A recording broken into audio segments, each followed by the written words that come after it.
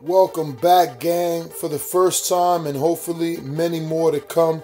Don't forget to subscribe to the YouTube channel and click on the notifications right here, this little bell, so you can get those emails every time we go.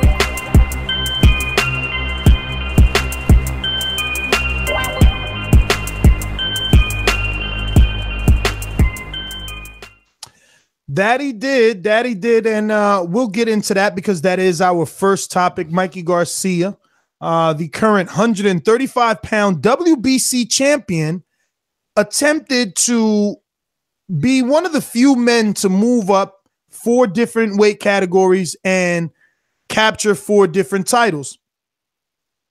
Off bat, I'll say it was weird.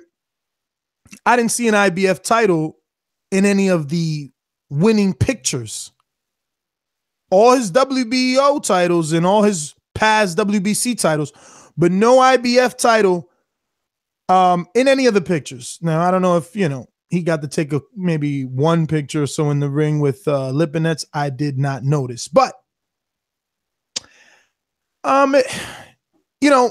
Mikey just continues to impress. There's really not much you can say. The guy is so technically sound, so defensively sound. I mean, he made a very bold statement that I'm fighting everything in me not to hold just that statement alone for a show, Matt. But you know how I am with secrets. I got to spill the beans. I mean, he went on the record and said he thinks he's this generation's greatest fighter. And to be honest, yeah, you could smirk and make all the, facial expressions you want, but he continues to prove it. He continues to dare to be great. Is this a cherry pick? Yes, absolutely. Whoa, this was a cherry pick, Matt? You believe that was a cherry pick? Time. He waited till the undisputed. There was one champion in the division, and now he left. And then he went up and fought a guy that won a vacant belt.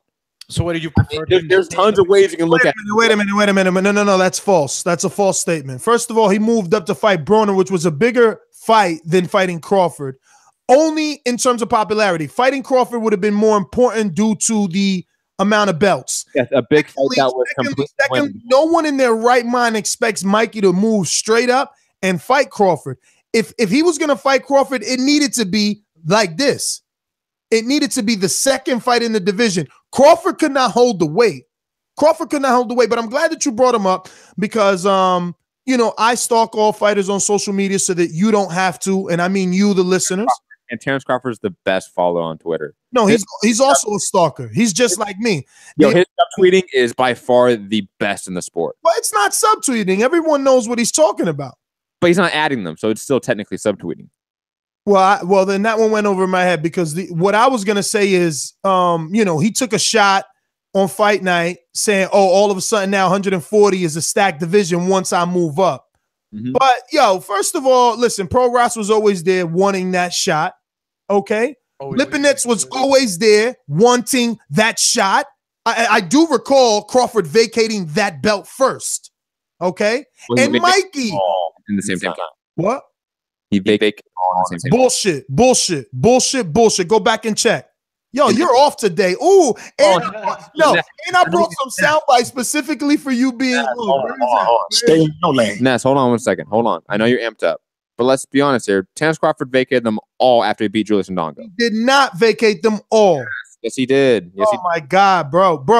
Listen, I thought he did. What really happened? Hold on. It may not have been the same day, but why does that fucking matter? Oh, it matters because he vacated the IBF because Lipinets had the mandatory. So the IBF is the strictest on mandatories. That's why he had to vacate that one. But that's my point. He vacated that one because he had and look, I'm not insinuating anything. I'm just simply stating facts where you are not. Crawford would have whooped Lipinets worse. But I'm not saying that he wouldn't. I'm stating facts. He let that title go. Then he held the other three. No, man. He going on to face a better opponent in a higher division that's more credible. But again, that's off topic. Ness, you're going down a rabbit hole. Look us there. We have Mikey versus Lipinets. You want to talk about that fight? Mikey versus Lipinets, and I'm gonna tell you guys, I'm hearing a lot of. Hold on.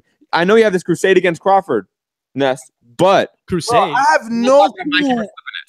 I have no clue what you're talking about. First of all, you brought up Crawford. Remember, I thanked you so that I could bring up his tweet. You're bugging. What I can honestly tell you, though, man, I'm checking out the chat right now, and a lot of people are really giving Lipinets shit, like paper champion. He wasn't even. I mean, Cherry, like Matt was saying, like. How is it that a champion is a paper champion? He's not taking paper punches. He's not taking paper punches. I'll tell you that. It was a vacant title, but it wasn't his fault. Crawford relinquished the title. He took opportunity. Can't blame the fighter for that. No, I'm not blaming the fighter, but he didn't beat the champion to win the belt. He fought for a vacant belt. Well, That's the champion didn't want to fight. The champion didn't want to fight. No, the champion went up. So everybody that won Tyson Fury's belt. Don't say the champion didn't want to fight when he's facing a better opponent. Listen. The IBF mandated that they start negotiations. He relinquished that belt. He held on to the other 3 for at least 30 more days before deciding. You forgot? Ooh, who cares? Who cares? Why does that matter here? Why is that relevant to Mikey versus Lipinets? You know what? We're going to talk about that fight? Because we are talking about Matt. Stop being a child. All right, we are talking about that. People are saying Lipinets is a paper champion. Yes. He is not a paper champion. No, he would have gladly fought Crawford the way he gladly fought Mike. No one's disputing that. But Crawford went to face a better fighter. Crawford went to face a better opponent in a higher division. No one on this panel is disputing that. But he being Alex, brought up comments from the chat, which we need to address. If he's going to bring it up on live air, the chat is calling him a vacant champion. I have the right to defend the said vacant champion. Paper champion, which is technically true. Paper. He won a vacant belt. Yeah, with an excuse. Guilty with explanation, Your Honor. Just like every champion Let me tell you something. is a paper champion. Romain Severin was a paper champion. Charles Martin was a paper champion. We can go down tons of paper champions. We know them. Come on, man. Well, you need to understand that that's a disrespectful term. You're throwing it around like it's like the word bum. You know what I mean? You know what I'm saying? You're throwing it around like it's legit. Like, oh, he's a paper champion. He's a paper champ. Man, them dudes will smack you with their paper championship title. That's fine. You go try to smack me, please. He's not a paper champion. Hey, Matt. I know it. Matt, hold on, Ness. Hold on, Matt. Agree with me on this. Have you seen Mikey in the last 2-3 fights have this much trouble like he did with Sergey Lipinets? I thought he had. Did you see this trouble with Adrian Broner? No, but I thought Broner was a more easy. So you're saying Broner fought better than Lipinets? No. That's not what I said. I said Broner was an easier fight than Lipinets because Broner doesn't let his hands go. Lipinets lets his hands go. Listen, Lipinets impressed the hell out of me, Doomsday. This guy wants to be negative today. That's cool. He could play that role. It's 3 of us. It's all good. Me and you. I want to talk about Mikey versus Lipinets. I don't want to talk about Crawford. We are talking about it. This guy goes back to fucking Crawford. Yo, listen, I was impressed. I was impressed with. We just literally said. I just literally said I was impressed with Lipinets. Let's talk about Lipinets. Okay. Who got that dude's name all in? I think Matt hating on Lipinets. He blessed. You said it on the chat. No. I don't want to big this up like, oh, it's history. Like, okay, cool. Lippy getting money. He got. I don't think this is the biggest thing ever. This isn't history like Showtime was calling it. Like, I don't view it in that light. What, as far as Mikey making history being a former who champion? The fuck are you to say that this isn't history and you don't view it in that light? I don't view it as this high caliber win. I don't. Yo, you expected fireworks after the fight was over? Yo, it's funny how much this kid is like me, bro, because he got shit memory. I mean, I remember you talking hella shit about Lipinets like he was this, crazy killer. I said that he struggled in his last fight and that Mikey should beat him pretty easily. Yeah, but when he was mandatory for a few guys, you were on the bandwagon then. No, I was never on the Lipinets bandwagon. You're misconstruing. Don't make me go back on these shows. You go back on the show and listen. I've never been on the Lipinets bandwagon. Listen, bottom line for me, I was very impressed with him because he was 13-0. Okay, Lipinets did good work. He did absolutely good work. 13-0 and made it to the 12th round. He only got knocked down once, and he made it a fight. It wasn't one. It was one-sided, but it didn't watch one-sided on television. If that makes sense. I gotta admit though, man, for Sergey beating the bigger guy, Mikey was the one holding the power, man. He was it took him long. Sounding crazy in my room.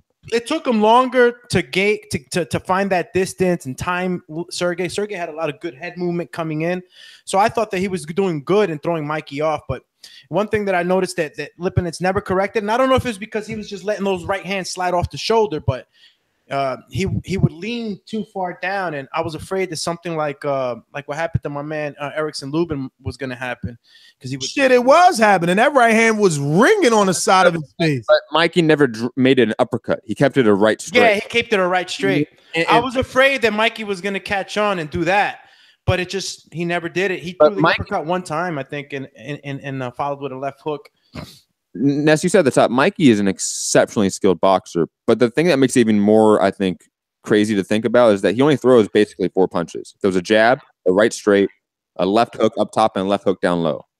Those are basically the only punches he throws throughout the entire fight. But he's mastered them, and he mixes them up well. He mastered it completely, and his judge of distance, his timing, his accuracy, plus he has some pop.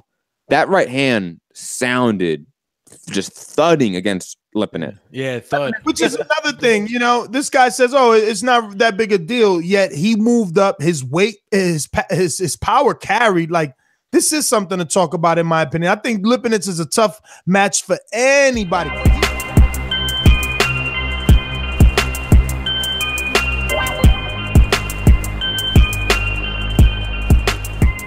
What is up, TBV family? Yes, YouTube has been cutting funding to their channels as of late, and with net neutrality going through its process, the internet is changing. If you want to keep your favorite channel intact, coming up with tons of content, and plus get hours and hours of extra content, head over to patreon.com/ThaBoxingVoice to become a member of the TBV family and help support the channel. Peace.